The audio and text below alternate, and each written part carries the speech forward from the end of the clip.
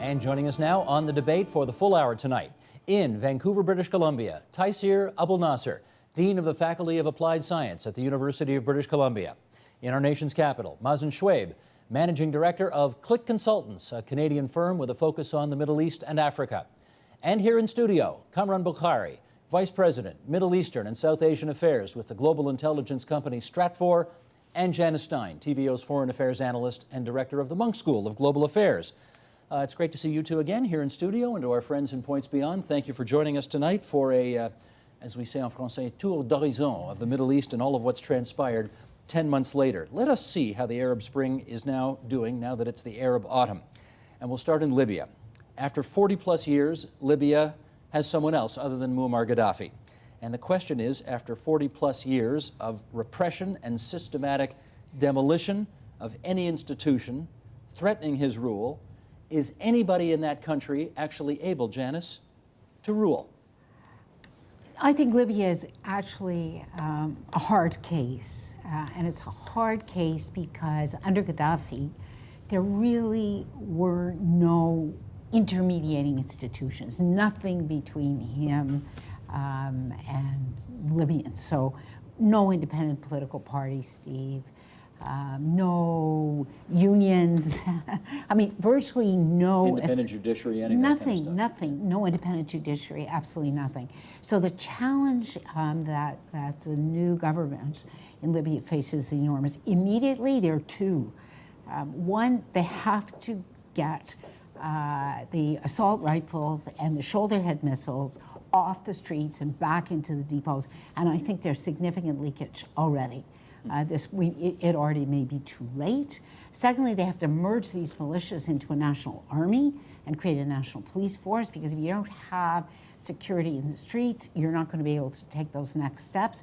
And right now, you have very strongly empowered militias in each city. So in Musarat, in Tripoli, in Benghazi, there are all independently led militias that are showing real reluctance to cede power to any kind of national authority. This is a tough road. Taisir Abulnasser, the Transitional Council that we've heard so much about, from what you know of them, are they ready to lead and rule and govern that country?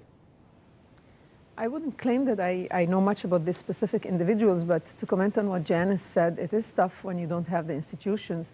But compared to Egypt, for example, where you have the institutions that have been packed by people loyal or people who had to participate with the previous regime, it is very tough to clean up the past. So I'm not really sure what is tougher, to set something from scratch or to clean up the past. But it certainly is going to be a challenge for everybody there. My perspective is, if you don't fix the economy and if the people don't see immediate changes in these areas quickly, they're going to start losing hope and being cynical and assuming that they're going to go back to another dictator with another name. Well, Mazen, they always say that when you're, whether it's building a house or renovating a house or building a hockey team from scratch or, taking over somebody else's business, it's always easier to start from scratch. But they're not starting from scratch. So what do you think their prospects are in Libya?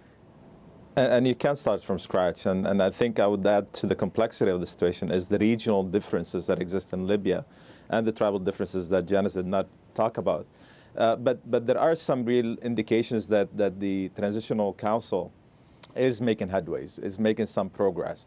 But for anybody who thinks that this is going to be easy is delusional. I think there will be a need to get involved with these guys, try to help them develop a constitution that can help them, bring all these different tribes and make them realize that they are part of, they have an interest in the pie that is to be Libya in the future. And a divided Libya, a Libya that is going to be in conflict over tribal and regional lines, is going to be unhelpful to the Libyans particularly, and to the world. So it's going to be tough, and I think the road ahead is not an easy one. Each country has its own challenges and its own cultural and historical context that Taisir talked about. Egypt, which I'm sure we'll address later, but these are very difficult and different countries. The story, Kamran, is almost the same regardless of where you go. The initial euphoria at how things have changed, but then the reality of actually trying to put something together, a year later. How are they doing at that? I think that each country needs to be looked at separately. There is a regional wave, undoubtedly. The fear factor has gone. There is a ethic of protest that is sweeping through the region. But what are these factors actually shaping up? What is coming from them? There you see a huge divergence, say, from what's happening in Yemen to Syria to Libya.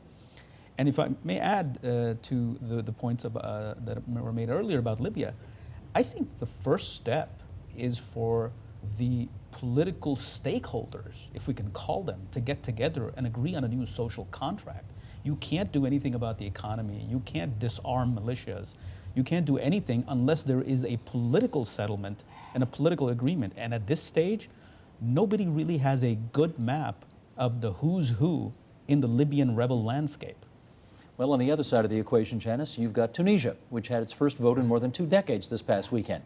From what you know, how did it go? Oh, I think that's the bright shining light, frankly. And that's the cup 3/4 full when you look around the region. One, Ennahda, the resistance party, which professes commitment to Islam, won 40%, 35%. We don't know exactly. It seems, yeah, they haven't finished counting. That's right. They're still counting, but it's a significant plurality. But at the same time, the leadership has said openly, repeatedly, Steve, we are committed to pluralism. We will build a coalition with the liberal secularist parties that came in a distant second. And they talk repeatedly about Prime Minister Erdogan in Turkey as the model for how they intend to proceed. Is that encouraging? That's very encouraging. I mean, you've had Erdogan in power in Turkey now. He's in the middle of his second term. And he belies the argument that you win at the ballot box once in Islamist party and you don't have to go back again. So I think Tunisia, which has a homogeneous population, which certainly has the economic problems which Taisir rightly pointed to, these are huge challenges. Nevertheless, these first steps are really encouraging. Taisir, is Tunisia, I guess would you agree with Janice, that they now seem to be the template for other countries in the region? I think they're going the right way, and I agree that it's positive. I see Turkey, as Janice pointed out, Turkey being the model for the region. And I was in Egypt when the Prime Minister of Turkey visited Egypt, and it was just absolutely incredible, the level of support he had, how people were amazed at his leadership. And I would agree with the comment that was raised earlier about Libya, that what is missing in Egypt, for example, now is the one person that gathers the people around and says, this is what we want to do for the future. Not necessarily the details of how we are going to do it, but this is where we're heading. But to me, Turkey, Tunisia obviously will always be inspiring, but Turkey is the working model that many people in Egypt are looking forward to. Having said that, Mazen, back in Tunisia, as much as everybody around this table may agree that they're heading in the right direction, they still got some huge challenges ahead of them. Such as what? What would you put on the list? A significant challenge. I think there are different political groups, different backgrounds. The political groups come at it from those who were exiled, who have their own particular perspective on what needs to happen. People who are in France, for example, with different social and socialist views that want to implement that in Tunisia. There's also the international factor and the European intervention in Tunisia that is quite aggressive, given the position, the geographical position of Tunisia in terms of the migration and immigration to migrant workers coming from Africa to Tunisia, because Tunisia under Ben Ali was the place where a lot of these migrants were not allowed to continue there, so there is a lot of interest.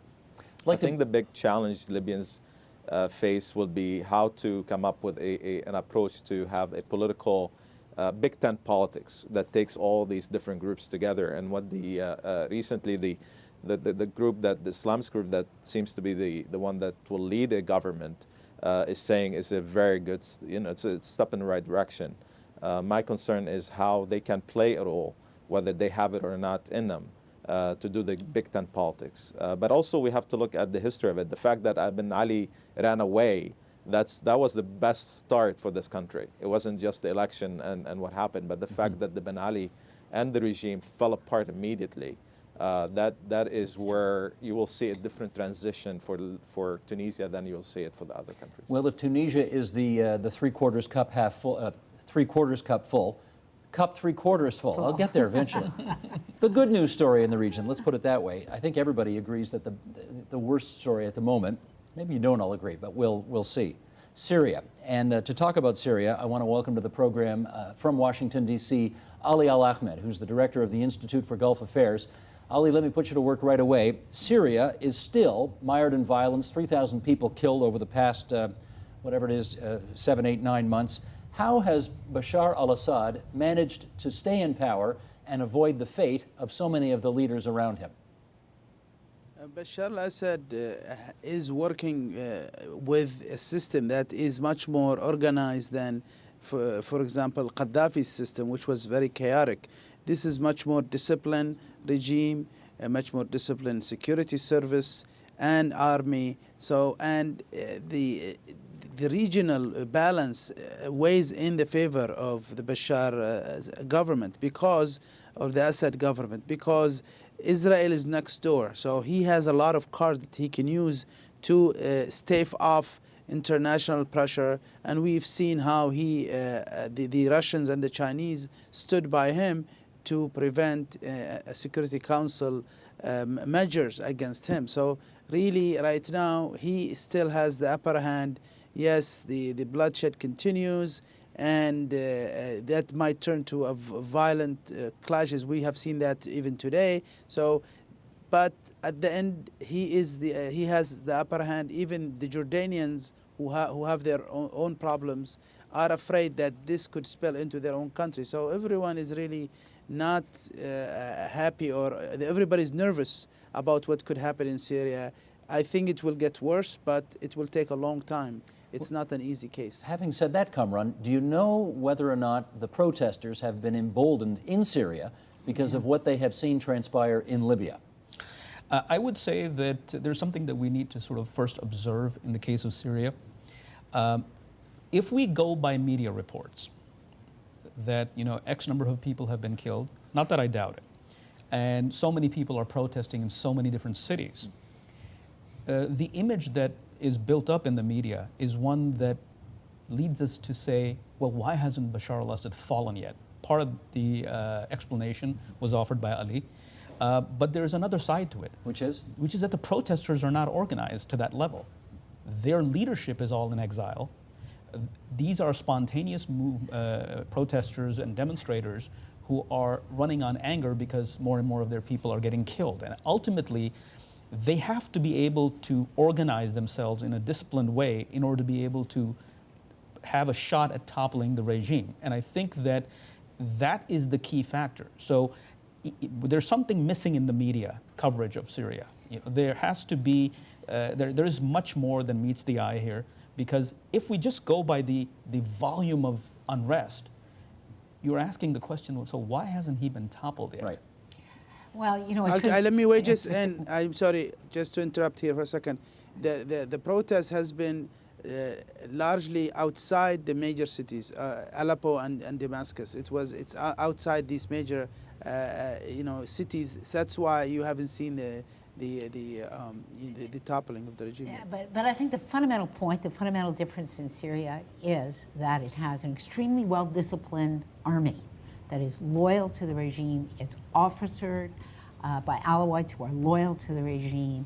It has armored capability. It uses tanks against political movements. So it's not, Steve, I don't think, Cameron, that it is more disorganized than Libya was when it was began. What could be more disorganized than the Libyan resistance movement when it started? Is that this regime is absolutely, always has been, is brutal, and it is willing to use highly disciplined force over and over and over again against but civilians. The Egyptian and the Tunisian military are also organized, but they there's decided huge not difference. to. There's But they decided not to side But the with Alawite officer corps, Hang on one second. in this case, Kamran, finish your point. What I'm saying is that the military decided not to side with the man in the chair, whether it was Ben Ali or Mubarak. There's The a huge military, difference. so there was no regime change there, I would argue, and that's why In fact, I would argue that we have not seen regime change anywhere. We've seen regime collapse in Libya.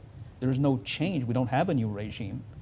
And even in Tunisia, we're in an evolutionary process right now, and we're seeing the same thing. So Syria is not at that level yet, and for the reasons that Ali stated and Janice spoke about and that we're discussing. Taisir, did you want to come in on the back of that? I was just going to jump in and say that my understanding is that also the different minorities in Syria, they're not necessarily all aligned the same way. So some of them, while they might hate Bashar, they are so afraid of what might happen if he's gone, that they are not necessarily rising up as well. So there are some divisions within the Syrian community, society, much as many of them, and understandably so, want him out. The others are quiet, not because they necessarily appreciate him or value what he is doing, but they're afraid of what might come. So there is still an alignment that hasn't completed yet. And I think, I believe it was Mazen, he was saying this, the army there has not yet been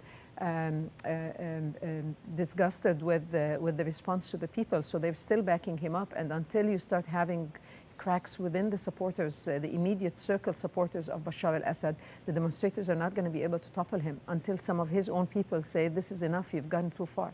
Mazen, a word on Syria? It wasn't me, Taisir, it was Ali who said that. Oh, I'm going to say a couple of points. I can't see any of no, those. Okay, so you can have the apologize. credit. It's all right. It's okay, man. You can have mine. It's all right. Thanks, Ali. Thanks. You're very kind. A couple of points, important points here on Syria. One is that cracks are starting to happen in the military. They're not at that level that makes you think that the military is going to fall apart.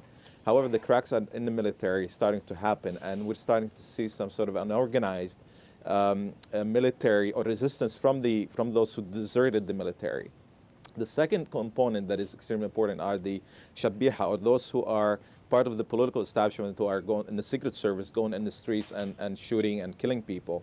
There are reports now that they are starting to break away and run to Turkey. Not huge numbers, but there's trickle effect happening because they're not paying them the way they used to pay them, and they're starting to be afraid of their own families who are starting to be feeling the brunt of the attacks of the military and the regime. The success, in my view, of Syrian resistance or the Syrian movement is the fact that it's not well organized. And in the long term, it will be organized. But in the short term, the fact that it's not organized, that the government is not able to decapitate it right from the start. And this is in the long term, I see those guys, the movement, the resistance movement, the kids on the streets and all these guys winning this over the Assad regime, because the cracks will start to happen. And this is, to me, the important factor is that these guys, I don't think they will stop. I actually think, from what I've understand, from my discussions with some people, I just came back from Lebanon and had discussions there with people from there. They're afraid to go back home. And if they go back home, they know they'll be killed, they'll be imprisoned. So it's a matter of time. Even if it takes longer time, I think the cracks are starting to appear, and it's not going to ease. Janice, let me follow up with you on this one, though. Just as we suggested the protesters may be more emboldened by seeing the success of other countries around Syria, is it not equally as possible that Assad will feel a need to kill even more people to prevent what's happened elsewhere? No, absolutely, and I think Mazen's making a really important point here, that this disorganized resistance is an asset. When you're up against this highly disciplined, highly motivated officer corps. And this is war of all against all, frankly. This is going to be the most brutal fight of any in the Arab countries, because the officer corps has nothing to lose. If this regime goes, it is a minority regime. The officer corps goes with him. It's over. And that's why you're seeing very different behavior from the behavior you saw in the Tunisian military or the Egyptian military. Egyptian military is loyal to Egypt, not to a particular general. The Syrian officer corps is loyal to an Alawite president. So I think I can only see as I do not think the resistance will die out, but I think the fighting will grow and it will be increasingly brutal. Ali Al-Ahmed, let me ask you about Washington's role in all of this, and in a wider sense, NATO's. Much of the world was very pleased to see NATO come to the aid of the public in Libya. And they have been asking questions about why NATO, and more particularly the United States, despite the fact that they want Assad out in Syria, haven't lifted a finger to help. What do you think on that? Well, I think the reason that they intervened in Libya was not really, and honestly, is to make the revolution succeed or protect civilians. In fact, I think it will come to fruition that the majority of the fatalities in Libya came by the bombings of NATO. But the reason that they did it in Libya because they needed access to Libyan oil and Libyan economy, which will help Europe especially and its suffering economy. So is the point here they're not involved in Syria because there's no oil there? There is no economic benefit for NATO to gain and the United States to gain from Syria, and it's because Syria is adjacent to Israel.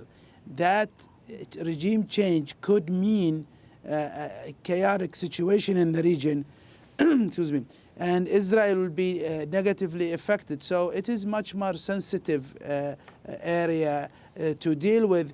Imagine if the Syrian regime feels that is being pressured, it could use its long-range missiles to attack Israel, and with much more devastating effect than Saddam did, for example. They can really ignite the region with Hezbollah and Hamas. So this could be a wider war. I think the stakes here are much higher than Libya, and there is support for the Assad regime regionally. He has Iran behind him, elements in Turkey and Iraq, in the other countries, even in Jordan and Egypt. So this is a much different animal.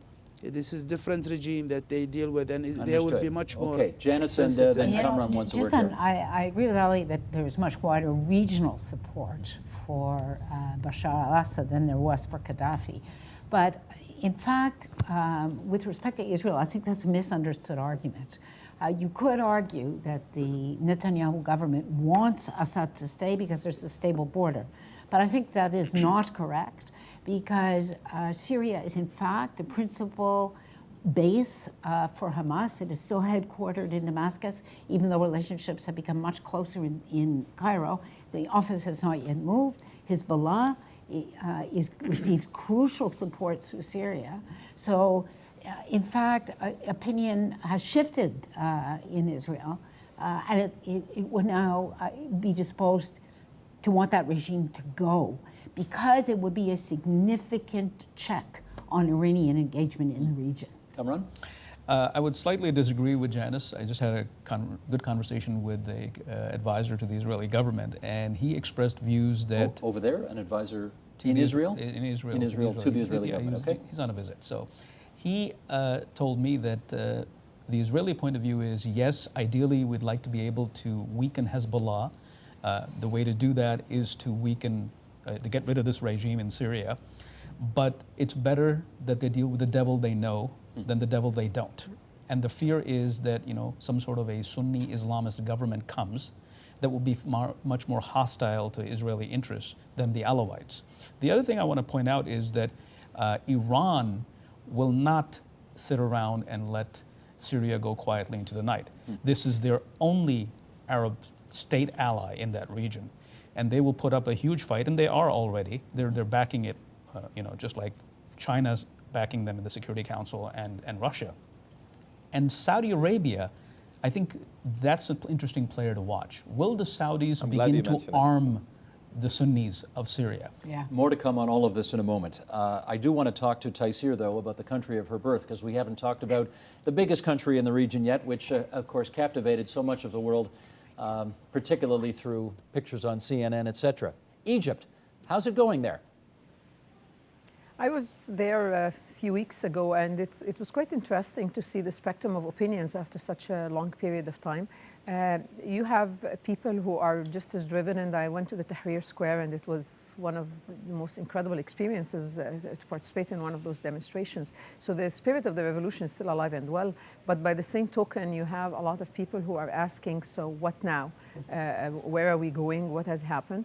Everybody seems emboldened enough, like someone said earlier, the fear factor is gone but that is also gone from everything, so that everyone believes that no one should be telling them anything anymore because it's a free country now. So in a sense, there is an element of chaotic things with demonstrations every day for different reasons. And then there is everything in between. So there is quite a bit of chaos in the situation. There is the level of empowerment that I thought was quite odd, that at some point the demonstrators, for example, would be giving a list of demands to the minister, and then they would be going back 2 weeks later and you said, you haven't done what we told you to do.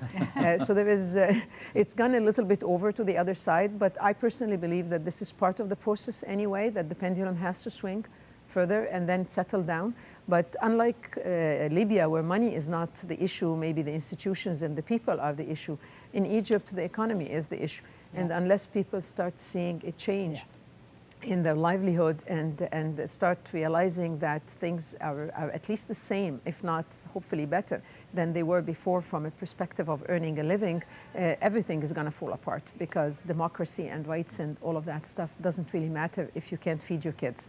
So I think in Egypt, the crucial thing now is to actually show improvement on the economy. People seem to be entangled in all the discussions about the trials and all the other details of things and the elections coming up and so on, and no one seems to be looking at the real big picture. And that's my biggest fear, that they do have to focus on showing specific improvements in that affect the average person's daily life. Okay, as we consider the shape of things to come, I'd like to get into some discussion here now about something Janice referred to a few moments ago, which was that when Islamists win at the ballot box, it tends to be one person, one vote, one time. And that's the end of democracy. There are going to be examples of what I suspect some in the West would call moderate Islamist parties taking power over the next several months as these elections and so on unfold. And I want to know how much confidence this group has that it won't be one person, one vote, one time. Mazen, how would you like to start on that?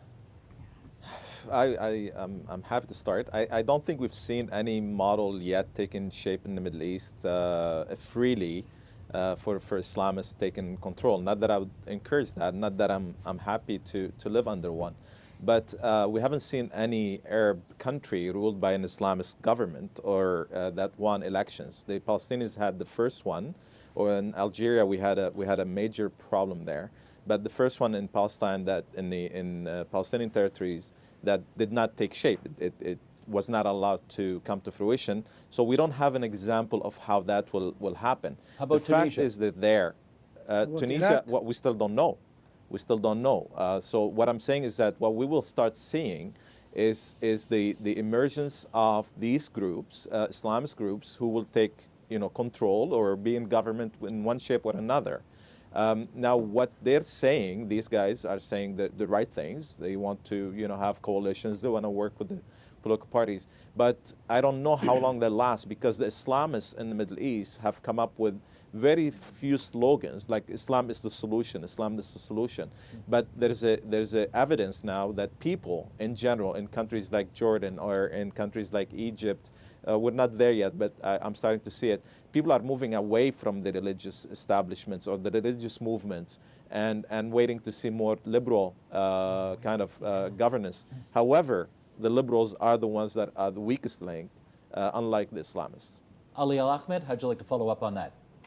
I think we forgot Iraq. Iraq is the government there they're Islamist. Yep. They're Hizb al-Da'wah, and so we've seen that experience, and we see some turnover of power, and it's not complete.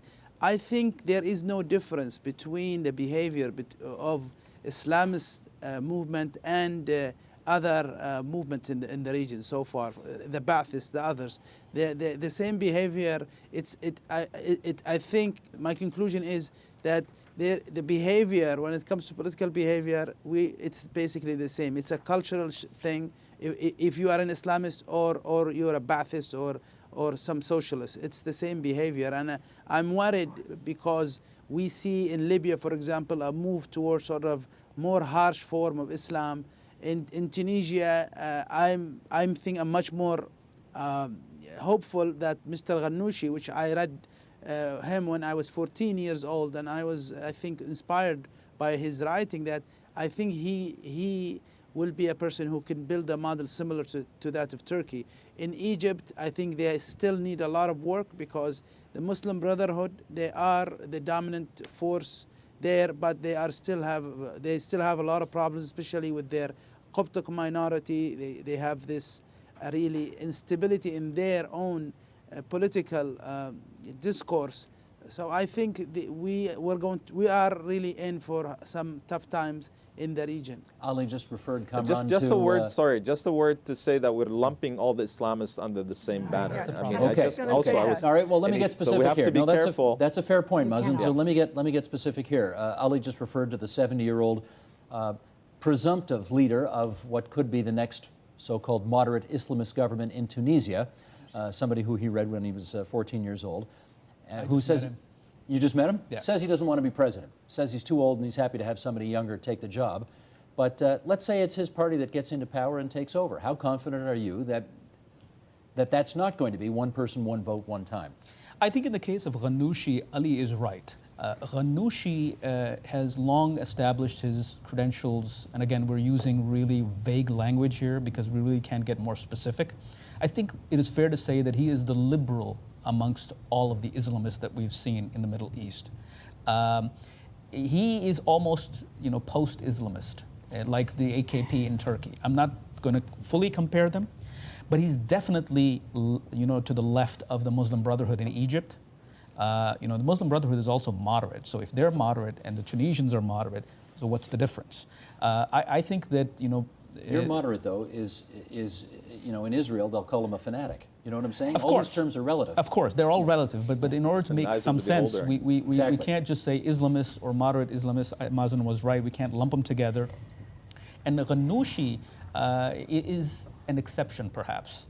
And I think that because, of course, Tunisia sparked it for the region, and maybe leading the way in terms of elections first, and maybe will lead to a government that doesn't fight with one another. But Tunisia is, from a geopolitical standpoint of view, it's geopolitically insignificant. What really matters is what happens in Egypt. That's the pivot. Mm-hmm. And there we've got Salafists, and all sorts of them. We've got the Muslim Brotherhood. We've got people who've defected from the Muslim Brotherhood. We've got a very complex Islamist landscape. Yeah, Yes. so just on this point, I think it's really important. I agree, by the way, that Egypt is the key, that what happens in Egypt will set the tone, although the difference in each country really matters. All right, that's very important. Secondly, Islamist is too broad a term. It's going to really mislead us, Steve. What you do see, and I think this is very, very important, we are seeing now a debate among parties about how Islam works together with democracy. So the splinter parties that are splitting off from the Ikhwan, the Brotherhood, inside Egypt, and having this debate for the first time, that is a very, very significant and important development, because they're asking your question, right? Mm-hmm. How do we, in fact, live together in a democratic environment, but remain devoted adherents to Islam? Do we do it privately? Do we do it publicly? I mean, what role does Islam play in public life? How do you guarantee minorities? They gotta figure all this out. They have to figure, but the conversation is happening. That's encouraging. Taisir, your turn. I was just going to jump in and reiterate the same thing again, because I was personally quite surprised at the spectrum of what you would refer to as Islamist. And the Muslim Brotherhood certainly by all means now looks extremely moderate compared to the Salafis that are scaring the daylight out of a lot of people.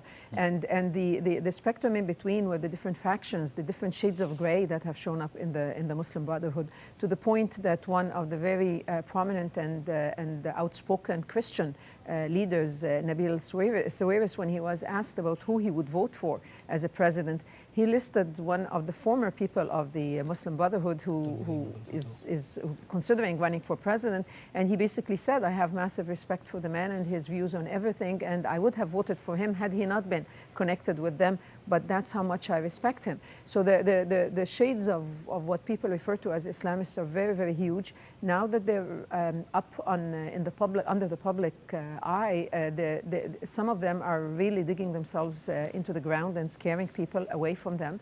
On the other side, the groups that are referred to as liberals have done, in my opinion, a fatal mistake by labeling themselves as liberals using the actual English word in Arabic. So they would say, I am a liberali, which is a word that makes no sense in Arabic whatsoever and sounds like you're a heretic type of a thing. And it's being used against them to try and imply that they're not Muslims. So from my perspective, the need is now for that liberal group to define itself carefully, to say, yes, we are Egyptians. Just on this point, the really discouraging part of this story, though, is what's happening to the Christian Copt community inside Egypt.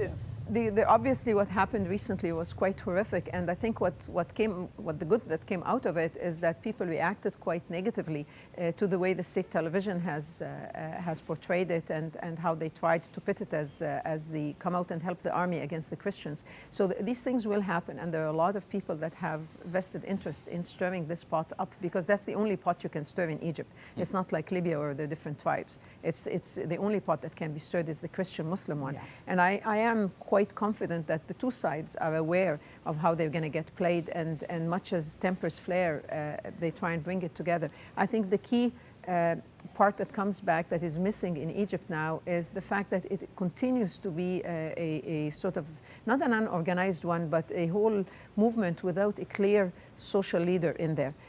This worked very well in the beginning because there was nobody to decapitate. But now people need someone to lead them and basically say, this is where we're going. And they were really fascinated by the Turkish Prime Minister, the response. And he came on the question of religion.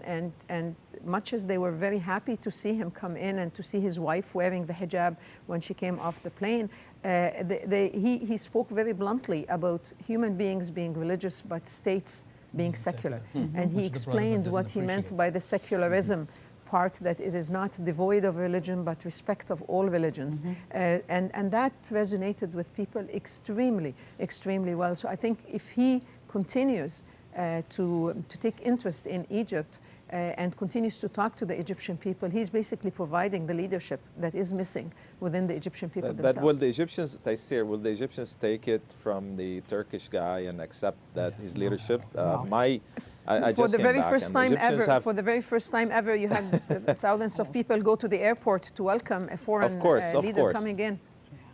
Of course, but the sense is that Egyptians, as we're talking about now, is that there's a sense that everything starts in Egypt, everything happens in Egypt. Now, this is good and bad at the same time. They're listening to him. I'm glad. I just came back. Yeah, I just came back and I was in Lebanon and Egypt for a specific reason and work on parliamentary development in Egypt. And what I found to be fascinating is that I had a meeting with a group of young activists. They're not organized. Well, they're organized, but they're not an organization, including some of the key people who were in the revolution. And what I'm seeing is this plurality of individuals and activists is very healthy, because what's happening, these guys are organizing as individuals, focusing on issues that never happened in the past. And now they all realize the importance of their parliament in whatever shape or form that this will take place. And we're starting to talk about how can Egyptians, for a change, have a role in impacting the parliament, even after the not so, a perfect election law takes place and affect the next parliament that is going to take place. I think don't underestimate the plurality, the fact that there are many factions, because now we're starting to see people focusing on important issues and not only on issues of democracy, but issues on social justice, issues on human rights, but issues of, for example, the dialogue between Christians and Muslims. Okay, because there are a lot of problems in that dialogue. Let me and follow it's up not on an issue only. Sorry, go ahead. No, I was just going to say, I want to follow up on something that I think you raised a few moments ago, which is the notion that even though these cataclysmic events are happening across the region, these are all, I think we now understand through the course of hearing this discussion, these are all individual cases and they all have their own particularities in each individual country. Having said that, Ali, we live in an impatient world nowadays. And I want to know what your sense is about how long each of these countries has to, let this experimentation go forward and see where it goes before people start to say, this is not working the way we wanted to, and, times are going to get more tense. How much time's on that clock, do you think? I think the people in the Middle East are extremely patient, and we saw that with Hosni Mubarak, who's been there for 30 plus years, and with the Yemeni president who is still hanging in power for over 33 years. So they are extremely patient, but the challenges are very high. Unemployment, the economic crisis, and developmental issues in these countries. These things are not going to go away in a year or two, and maybe not for good, because there is no economic base in Egypt or in Tunisia. There is no natural resources like in Libya, for example. So you are going to have a lot of disappointed people. The thing that when I talked about Islamists, really, I'm talking about one thing in common that they have in these countries, that they still have not changed their principal view that a state is a secular organization.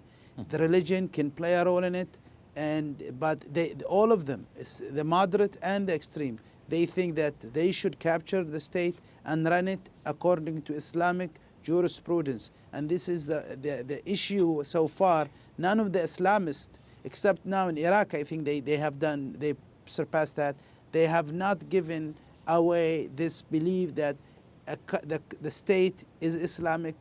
We want to call it an Islamic Egypt now. People are saying we want to call it an Islamic Republic of Egypt. So this is the key issue here. And because that they are consumed with this ideological principle, you will see a lot of problems in terms of economic development and employment and other issues that people really are looking to solve. Okay, let me get Steve, let me put this on the table. Sorry, stand by, Mazen, because I'm running out of time here, and I want to make sure we save time for one last significant chapter here in our discussion, which is basically who's winning the Arab Spring. And Kamran, I want to start with you. I'm going to read this excerpt from Hussein Agha and Robert Malley from the New York Review of Books of last month. It goes like this: the region's strategic balance is at stake. Whether Syria will remain in alliance with Iran, whether Bahrain will drift from Saudi Arabia's influence, whether Turkey will emerge bolstered or battered, whether stability in Iraq will suffer. One suspects more than faithfulness to reforms and infatuation with democratic principles when Saudi Arabia and Bahrain, which both ruthlessly suppress dissent at home, urge Syria to allow peaceful protesters. When Iran, which backs the regime in Damascus, castigates the oppression in Bahrain. And when Ankara hedges its bets between the Syrian regime and its foes. Interlopers are legion. The sense grows that what happens anywhere will have a profound impact everywhere. Okay, I know this is one of these things where you got to have a scorecard to know who's playing the game. So tell us, who's gaining, who's losing power in the region? I think it's too early to tell, because as you mentioned, the Bahraini situation was locked down by the Saudis when they sent in the Peninsula Shield Force that their forces led. So Iran is not about to gain Bahrain anytime soon. Syria, we were just discussing that if it's going to fall and it's going to move away from the Iranian orbit, it's going to take time. Between that time and now, a lot has to change. There has to be a significant geopolitical event. I mean, toppling of al-Assad will constitute one. The Bahraini Shiites getting empowered in their country and weakening the monarchy would be another similar event. But before that, I don't think that we can make a determination that who's gaining and who's winning. Even if we are to say that there is a new atmosphere in the region, which there is, it's not really reached its goals. We're looking at many years of a process, if not decades. Janice? So to answer your question, Steve, the United States is losing. That's unequivocal. There's a distancing from the United States and the capacity of the United States to use its leverage much less than it was before the Arab Spring began. I don't think there's any argument about that. Secondly, to stereotype for just a second, there is an Iranian-Saudi struggle. We haven't talked about Saudi Arabia, but Saudi Arabia is really important in this picture. And going through its own succession issues right now. That's right. This is a critical moment for Saudi Arabia, although it's a very, very resilient structure for a whole variety of complex dynastic reasons.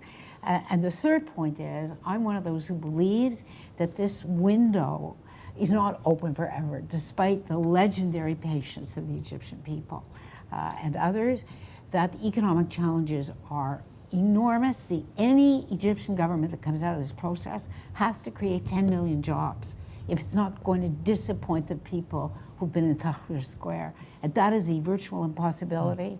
And to the extent this process drags and loses momentum, then this first generation of political leaders who comes out of this will inevitably be rejected by disappointed, young, unemployed people, because that's what the Arab world looks like. Taisir, in your view, who's gaining, who's losing influence in the region now? I would just go back to the patience part. I don't think the people in Egypt will be as patient with the current situation as they were with Mubarak. It wasn't patience before, they just absolutely had no hope. Right. And now their hopes have been raised really high, so their level of patience is not as huge. We really have to watch for it. So something needs to happen quickly. And like Janice was saying, it's a difficult thing with the economy.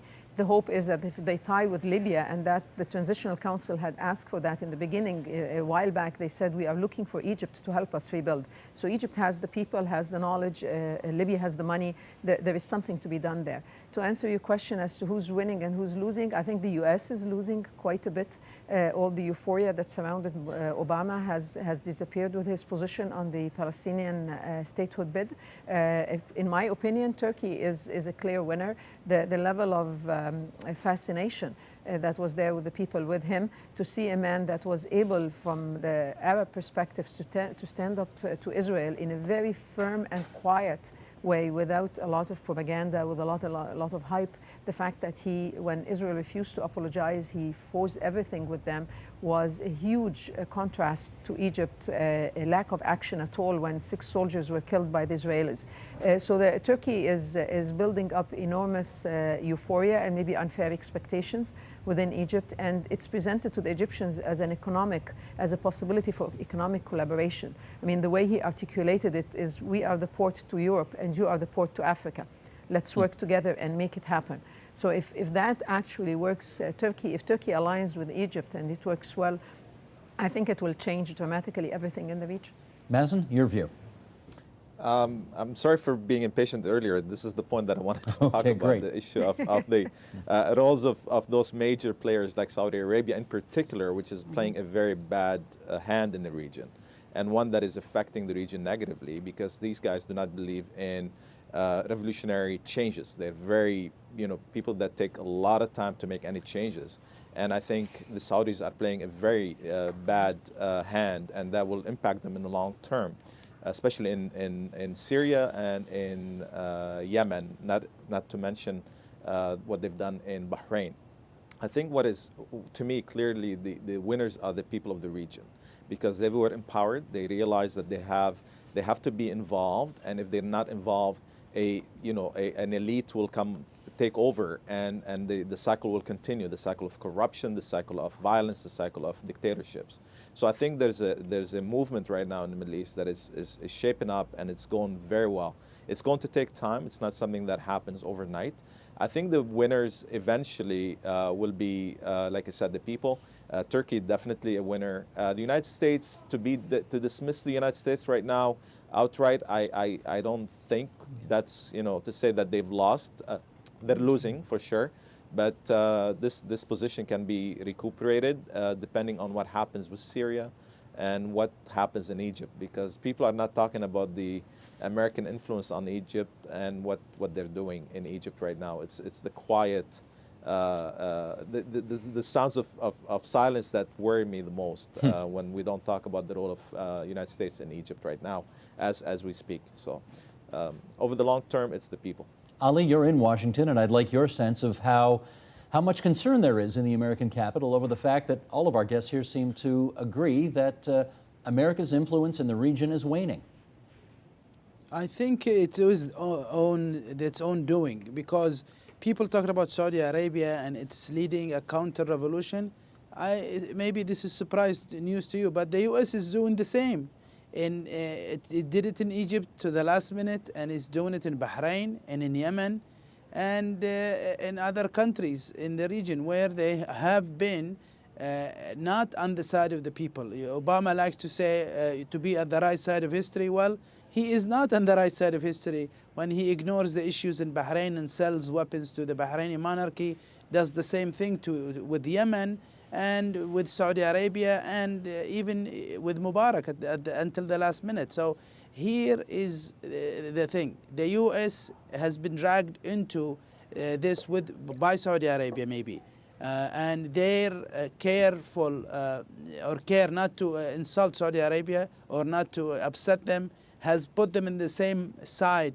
So for a long time, for 60 years, I think the U.S. has seen the people of the region to be their enemy or to be hostile to them, and that hostility is still in place. Unfortunately, I think there is an Orientalist view in the Washington toward the people of the region, that they will pose a danger on Israel, they will pose a danger on us.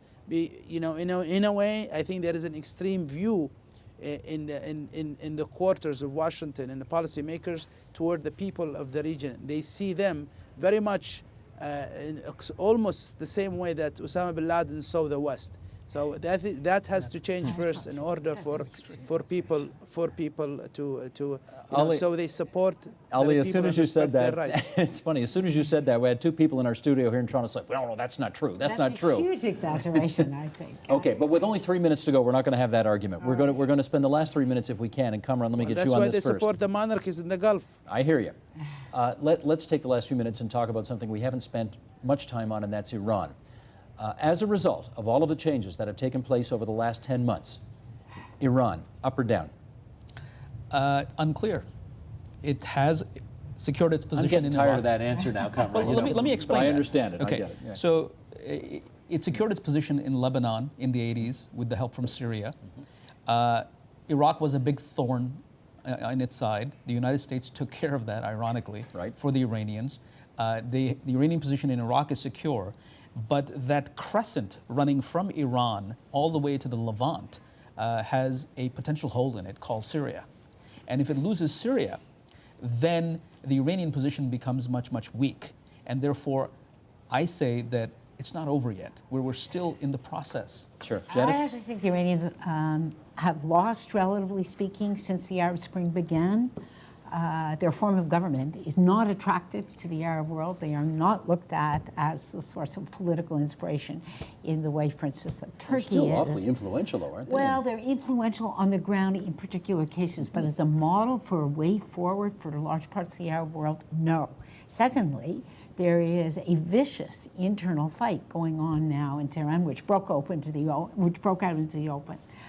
When Khamenei said there may not, in fact, be a presidency, they may amend the constitution, which is a year ago. Yeah, but it broke out again, and that is a really strongly punitive statement with respect to President Ahmadinejad. So there are really vicious internal politics and a bad economy.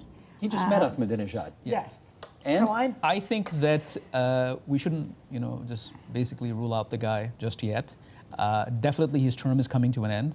He's not a cleric. Khamenei has the upper hand, but Khamenei is in a situation where he cannot impose order on Iran. We have multiple power centers, the IRGC, parliament, the judiciary, and the clerical establishment. How all of this, merry-go-round comes to a halt, it will be interesting, but we just can't say just yet. Kamran, it's going to be more than interesting. It's going to be bloody fascinating, and we'll keep watching. So let me conclude by thanking all of our guests for appearing on our program tonight. Ali Al-Ahmed in Washington, D.C., the director of the Institute for Gulf Affairs.